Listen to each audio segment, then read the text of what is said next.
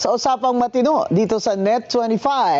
At bisita natin ngayon ay si Ma'am Cora Guidote, isang ekonomista at dating opisyal o direktor sa investments na dun sa Bangko Sentral ng Pilipinas. Pag-usapan natin ngayon ang ekonomiya at ano na ba ang kalagayan ng ating bansa in terms of inflation, utang, yung income at lalo na ngayon na may balita na ang remittances ng ating mga OFW ay humina dahil din po sa inflation sa buong nangyayari sa buong bansa. So, welcome back, Ma'am Cora Guidote. Maraming salamat, Attorney Bing, at I'm always happy to be here with you kasi masaya kang kausap. Salamat po.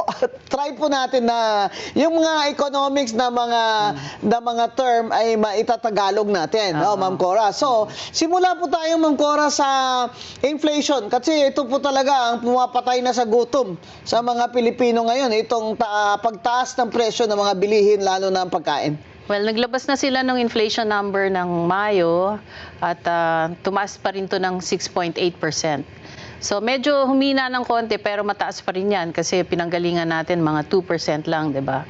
At ang naging major reason yan is yung pagtaas ng presyo ng krudo sa pangdaigdigang merkado at naapektuhan ang gasolina, ang diesel at saka lahat ng mga bilihin sa ating ekonomiya. Dahil din sa ayaw pa rin ni BBM na ibaba or tanggalin muna ang VAT sa gasolina, krudo, at mga gasol at kerosene at may hiling pa tayo na wag mo nang kolektahin ang excise tax sa fuel at sa mga gasol at kerosene pero ayaw pa rin ibaba. Ayaw pa rin gawin yan ni BBM dahil nga ang sabi nyo noon po ang dahilan niyan meron silang revenue target. Ngayon pag hindi nila na-achieve yon, hindi lalabas yung unprogrammed funds. Yun. At saka yung unprogrammed funds na yan po yung parang alkansya ni President BBM. Wala pong nakalagay dyan kung magkano pwede niyang ilabas.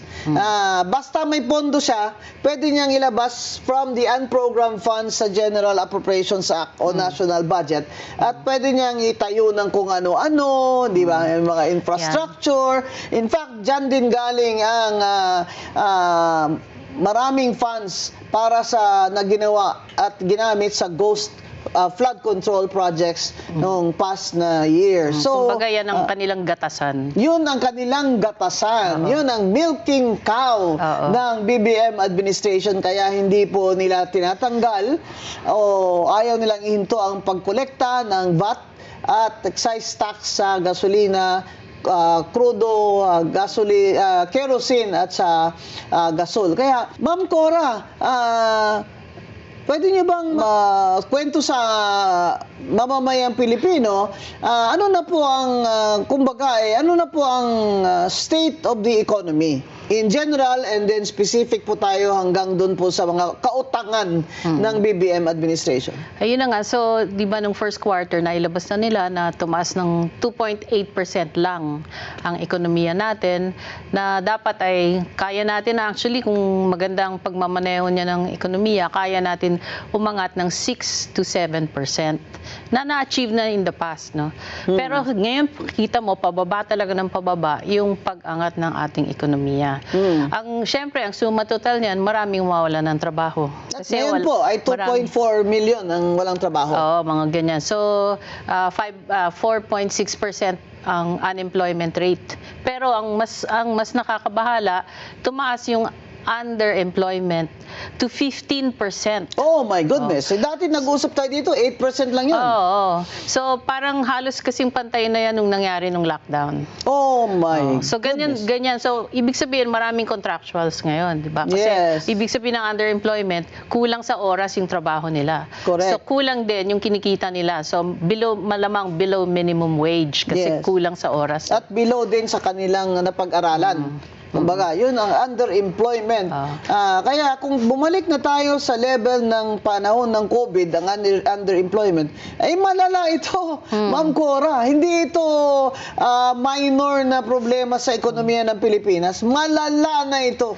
At saka alam mo, attorney, yung employment, hindi yan dahil sa inflation. Dahil yan sa kakulangan ng investors. Correct. Okay? Kasi ano Yung na mga bang foreign direct investment ngayon? Yung foreign direct investment bumagsak ng 17% in the first 4 months of this year, no? So ibig sabihin talagang mahina yung kumpiyansa ng mga namumuhunan dito sa Pilipinas. Oo. At saka yung stock markets below 6,000 index. Oo. So, halatang halata na parang hindi na maiangat ni BBM ang ekonomiya natin sa loob ng 2 taon na siya nakaupo pa. Pero ano ba yung narinig ko na gusto pa niya mag-extension pa siya? Aray ko po. Yan ang masakit sa corruption kasi sa kanila hindi nila nararamdaman ang epekto niyan kasi komportable buhay nila. Pero yung masang Pilipino, yun ang apektado kasi nawawala ng trabaho o kaya contractual sila, kulang. Tapos tumataas ang presyo ng bilihin. Oo. Diba? So, hindi ko alam kung kaya pa ng ekonomiya natin ng additional 2 years, no? Pero talagang malala na yung sitwasyon. Mamaya pag-uusapan natin yung kautangan ng ating gobyerno. Yun pala, yung debt ng binabayad natin ng gobyerno natin, tama ba ako? 2 trillion? 2 trillion pesos every year? Actually, binabayad sa kautangan? ito nga yung debt, punta tayo dun sa debt service, no? May kodigo ko kasi maraming numero ito. So, yung ating debt service nung January to April, umabot ng 1.05 trillion. Okay? So, halos kasing laki na yan nung buong taon na binayaran nung 2022.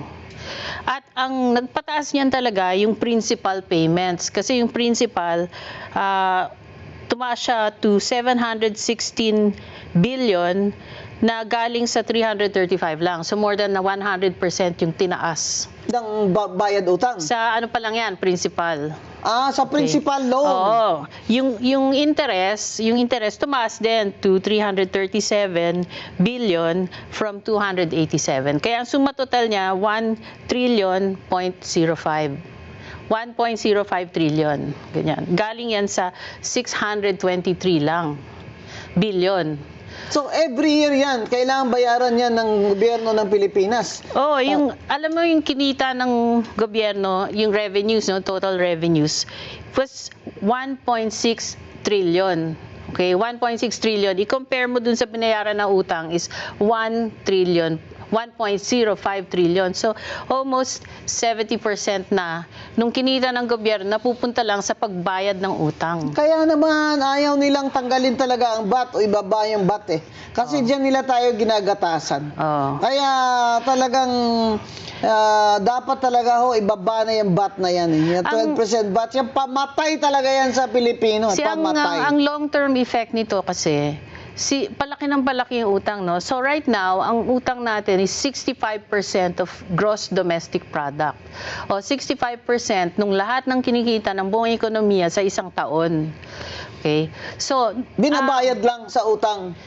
Hindi. Ang 65%? Hindi, yun yung size nung utang kumpara mo sa ekonomiya. Okay. 65%. 65% malala na yan. Alam mo nung debt crisis nung tatay niya, 58.6% of GDP lang. Ngayon, 65. Ngayon, 65. Mambira ka naman, BBM, oh. Ganyan kalala. Tinalo mo pa si Ferdinand Marcos. Lalo niya, alam mo kung magkano na ang na-accumulate niyang utang buhat nung naging presidente siya. 5.68 trillion. Yung tatay niya, sa buong 20 years, magkano? 395 billion lang. Pero nag-debt crisis na tayo nun, di ba? Oo, at saka siyempre mataas din inflation nun, martial law yun eh, tsaka unemployment dun, grabe. Pero yung utang noon ni Ferdinand Marcos ay nasa 300-something billion lang. Almost 400 billion. O sabihin mo na 400 billion, pero ngayon kay Bongbong Marcos Jr. ay 5.68 trillion na ang nakalap niyang utang during his term. Pambira, big time talaga si BBM, oh. Hindi na billion-billion ang utang. Trillion ang utang. Kaya sabi niya, pag nanalo siya ay mas maganda pa ang golden years natin kaysa dun sa panahon ng tatay niya. Abay, At saka attorney 3 taon lang yan. Yung tatay niya over 20 years. over 20 years Siya yung utang 3 na taon yun. pa lang. Siya 3 taon pa lang, ganun na ang utang, nababayaran na yan ng mga kaapuhan Oo. natin. Kaya nga, kada Pilipino ngayon, maski baby pa lang o bagong panganak, may utang na ng 165,000 pesos. Oh my goodness! 165,000, kapapanganak lang ng baby, may utang na yun, Oo. nababayaran niya. May utang. Kukunin yun sa taxes niya. Yeah. Kung may trabaho pa siya. So, Di ba? yun yung nakakalungkot. Kasi nung time nung tatay niya, di ba, nagka-debt crisis tayo. Mm. It took us 20 years to get out of the IMF program. Martial law. Oo, kasi nag-martial law, kasi sobrang utang. Ang saving grace ngayon, nung anak, si BBM, ang laki ng international reserves natin dahil sa OFWs. Yan. So ngayon, Magkano? meron tayong $104 billion na Reserve. reserves, Oo. dollar reserves, no? So may pambayad tayo ng ating dollar na utang, which is currently $33 billion. Saan po galing yan? Anong source niyan? Mostly OFWs kasi nga right now wala masyadong foreign investments, di ba? Wala. Oo. Tapos wala rin tayo masyadong export income, Oo. no? Export receipts. So, Kaya yung, po napakahalaga ng ating mga OFW. yung OFWs, they contribute almost $40 billion every year. Oh, wow! Ganyang kalaki. $40 billion every year Oo. galing sa mga OFW. Tapos ginagamit lang pambayad ng utang ngayon. Yun ang isipin Diba? nyo na lang, yung kayod nyo at padala nyo dito sa Pilipinas para lumutang lang ang ekonomiya ng ating bansa ay ginagamit lang ng BBM administration sa pambayad ng utang. Kaya naman po may karapatan itong mga OFW na ito na magreklamo di ba? Bakit pa sila pinapabayad ng compulsory na PhilHealth? Kasi nababawas yan sa kanilang mga sweldo na hindi naman daw nila kailangan yan dahil may sila naman silang health insurance doon sa kanilang mga company. Yung mga ganyang hinaing na mga OFW, maliit na bagay na pwede namang pagbigyan ay hindi pa na pagbibigyan, pero nagbibigay sila sa ating ekonomiya at bansa ng $40 billion. Collectively, yes. Total sa bawat taon. Oo. At sila lang ang nagpapalutang sa ating ekonomiya. Kung wala pa ang pangpadalang remittance ng OFW ay talagang Bagsak na talaga yung bagsak na. Dahil yung turismo natin ay bagsak din. Investments, bagsak. Investments Bagsak. below 12 feet below the ground. Saka yung ating gross domestic product ay mababa din. Di Kasi ba? nga hindi rin na makabigay ng trabaho ang gobyerno dahil marami na silang na-siphon off na pera . So ngayon, dahil nga marami ng investigasyon sa flood control, hindi man sila makagawa ng malalaking proyekto. Kaya walang construction. Walang trabaho. So, walang trabaho. Yung mga construction workers dati, Oo. wala hong trabaho ngayon. Kaya po taas yung unemployment at saka underemployment. Hindi mo napapansin, attorney, wala ka maririnig na bidding ng mga big projects. Unlike in the previous administrations, talagang maraming mga pinapabid out na airports, na mga major Build. roads, bridges. Private-public partnerships. Oo, ngayon wala kang maririnig, ha? Saka wala akong narinig ng mga ibang bansa na nagdo-donate ng mga infrastructure. Yung train system nga sa Mindanao, pinakancel nila . Oh, bakit daw? Hindi ko alam. Kasi siguro legacy project ni Duterte. Ayaw talaga nila sa Mindanao, Oo. grabe. Saka yun nga kasi syempre legacy project ng kanilang opposition. Oo. Kaya isa naman din yan sa hinaing ng mga taga Mindanao. Kung kaya gusto nila taga Mindanao ang presidente. Kasi lahat naman po ng pondo at mga development ay nandito lahat sa Luzon at sa Metro Manila. Kaya paano na lang po ang trabaho ng mga taga Mindanao? At saka major exporter ang Mindanao ng mga pagkain. Oo. Sa kokwa nga Galing-galing pala nung kokwa nila, no? Mga fruits. Oo. Ganyan.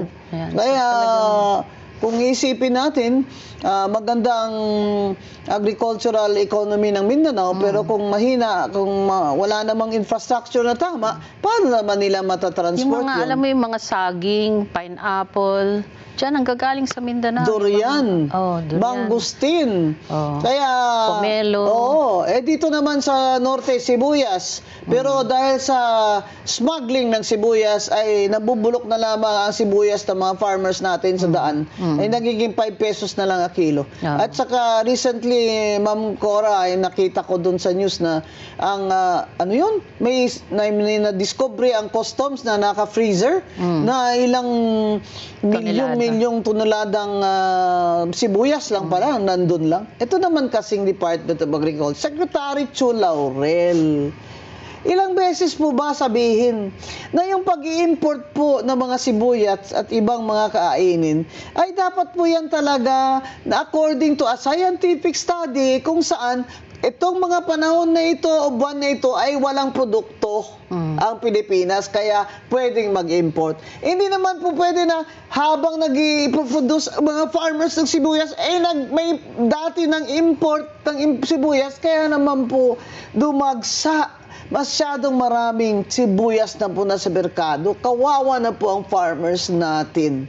Kasi dyan sila kumikita sa yung mga smugglers dyan kumikita sa importation. Yun natumbok mo, Ma'am Cora. Dahil nga po mga kababayan, dito sa importation, marami yung kumikikbak eh. Marami din pong smuggler, tawag dyan, technical smuggling. Yan din po ang mga hinaing namin sa sugar industry sa Negros Occidental at Negros Oriental. Na yung pang technical smuggling ng asukal, yan po ang isa sa mga sanhi kung bakit mababa po ang presyo ng asukal ngayon at halos sa break-even na mag-give up na yung sugar planters uli. Yung nangyari ito noon sa time ng tatay ni Bongbong Marcos nung kinontrol nila, monopolize nila ang presyo ng asukal at nagtayo sila ng National Sugar Trading. Pero di ba walang nakukulong, no? Walang Alam naman nakukulong. kasi may mga kaso sa smuggling, pero wala talagang nakukulong eh. Kaya tuloy-tuloy yan. Wala nang nakukulong na drug lord eh, Ma'am Cora. Pati sa pag-ano ng bigas eh, yung pag-angkat ng bigas, meron din smuggling. Pati sa sibuyas, di ba? Ano nangyari? Sibuyas, Sino bang hindi? bawang. Nasaan na yung mga nag-smuggle ng sibuyas? Nasaan na sila? Bakit hindi sila nakulong? Wala may kaso yun eh, di ba? May kaso yun Sabi eh. may kaso. Wala naman akong Pero hindi alam. nakukulong. Oo. Sino ba? Kailan ba makukulong si Martin Romualdez? Ombudsman Boying Remulla. Itong palakpak ko, nauudlot ang tagal naman makulong ni Martin Romualdez dyan. Kaya po mga tao, naghihintay po ng may mananagot. Hindi po ba? Kasi sabi nga ni Lee Kuan Yew, ang Pilipinas daw kaya hindi po talaga nagbabago, cycle na lang ng corruption. Dahil wala naman na penalty. Kasi doon sa kanila noon, 'di ba, yung mga magnanakaw, pinapa-firing squad nila. Yun. Sa atin, alam nyo naman, nagpapalit ang politika, nakakalimutan, ganyan-ganyan. Pero ito, kakaiba. Dahil kailan lang yung smuggling ng sibuyas na yun, 4 years ago, pag-upo pa lang ni BBM, nag-smuggling na agad sila dun. At siya ang Secretary of the Department of Agriculture noon. Pero hanggang ngayon, 4 na taon na, wala pa rin nakukulong sa sibuyas. Pambihira naman. So, ano na lang ang iisipin ng mga ibang bansa sa atin. Kaya, di ba, Ma'am Cora, may utang na naman si BBM? Napaghulihan na nga tayo. Ang Vietnam, ang laki na ng angat sa kesa sa atin, di ba? Dati, nangungulelat ang Vietnam. Tayo ngayon ang nangungulelat. Oo. Medyo angat na lang tayo konti sa Cambodia at Laos, pero grabe naman, Cambodia at Laos. ganun na yung status ng ating economy. Sa turismo lang angat na yung Vietnam sa atin Kung titingnan mo, lit kaya ng mga city nila doon. At pero makikita mo talagang yung infrastructure nila kasi, di ba? Tumutulong yung mga sa train kanilang nila, tourism. gaganda, tapos yung organized ang kanilang tourism, meron online reservations, mga ganyan, tsaka mura yung package. Mura ang hotel. Tsaka mura din ang pagkain. Dito mahal lang mahal magbiyahe domestic. Napakamahal ng airfare, napakamahal ng shipping. Lahat po dito sa Pilipinas ay napakamahal. Napakamahal ho. At kaya ang mga tao ay nalulugmok na sa kahirapan. Habang nakikita nila, Anong sinabi ng mga 18 na dating sundalo? Maleta-maleta, nakikita nila sa video, maleta-maleta ang pera ang hinatid sa mga congressman, sa mga opisyalis ng gobyerno, may mga senador pa daw. Kaya palagay mo, Ma'am Cora, saan ho considering the facts and figures that you see now, palagay nyo sa 2 taon pa ni BBM ay ano kayang kaya niya na iangat pa itong ekonomiya natin? Siguro, ganyan, 2%, 3%. Hindi na lalampas ang 3% yan, mahirap. Tsaka yun nga, dadami yung walang trabaho. Sa loob ng 2 taon po, mukhang walang pag-asa. Tsaka lalaki yung utang. Dahil lalaki yung utang at ang mga inflation rate ay parang hindi naman po talaga kaya niyang ibabayan. Alam mo, sinisisi nila yung oil crisis. Pero actually, yung December, wala pang oil crisis eh. Ang growth noon, 3%. Oo. Tapos yung oil crisis nangyari second half of March na lang yan eh. So most of the first quarter, walang crisis. Pero 2.8% ang inangat growth rate ng ekonomiya. So, ano nga asahan nila? Maski ngayon, bumabagsak na yung presyo ng crudo, di ba? 78 na lang. So, maski bumagsak ang inflation, mahina pa rin ang economy. Kasi yung trabaho ang importante. Kung walang trabaho, walang investments, mahina ang economy. Pag walang trabaho, mahina ang investment, mahina ang economy, diba? Walang gagastusin, walang kikitain ng mga kumpanya. mas maraming Pilipino ang nagugutom. Kaya ito po ang panawagan natin sa ating gobyerno. Ibaba nyo na lang po yung mga tax namin para naman po may konting ginhawa naman ang mga pobreng Pilipino. Tsaka itigil na nila talaga yung corruption. Kasi hanggat meron yan, at tsaka walang accountable, walang papasok na investors dito. Corruption remains to be the number one reason why we are a poor country and our development is very, very slow. Our debt, national debt is very high, and of course, confidence of investments is very, very low. And so, why will BBM wonder why hindi tayo napanalo ng seat man lang doon sa National Security Council? Ang baba naman ang tingin ng ibang bansa sa atin. At sino po naman dapat sisihin doon? Di ko nga alam kung anong sasabihin niya sa SONA eh.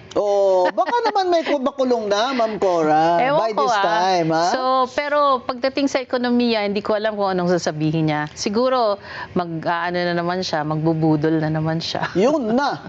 Sayang kung hindi niya naman pala kaya yung mga pinagsasabi niya sa atin 4 years ago. Imagine, dami niyang promises noon. Wala naman nangyari. Yun. Kaya nga nagsalita na ako di ba? Kasi wala naman sumusulat sa mainstream media. Dahil pala, lumabas dun sa investigasyon, meron palang mga media personalities na tumatanggap. Yun. Diba? Kaya, mga kababayan, wag niyo pong tantanan ang inyong mga pagkomento at protesta sa kapalpakan ng administrasyon ng gobyerno natin dahil pagmamahal po ito natin sa ating bayan. Magpapatuloy po ang Usapang Matino next week, every Wednesday. Matatag, matapang, matapat. Ito po si Attorney Rowena Guanzon, ang inyong lingkod. Maraming salamat.